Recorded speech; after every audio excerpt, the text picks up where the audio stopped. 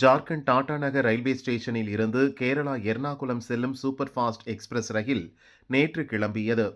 இன்று நள்ளிரவு 1 மணியளவில் ஆந்திரா அனகாப்பள்ளி ரயில்வே ஸ்டேஷன் கடந்தபோது ஏசி பெட்டிகளில் திடீரென தீப்பிடித்தது.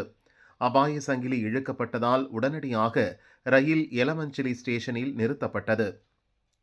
தூக்கத்தில் இருந்த பயணிகள் அலறியடித்து வெளியேற துவங்கினர். B1, M2 ஏசி பெட்டிகளில் தீ மளமளவென பரவியது.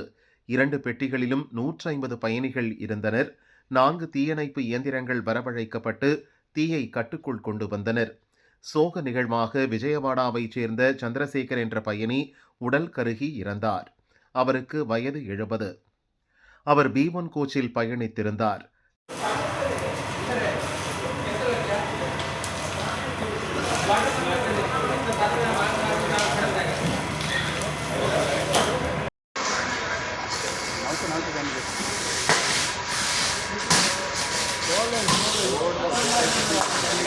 यहाँ लग गया वो जाएगी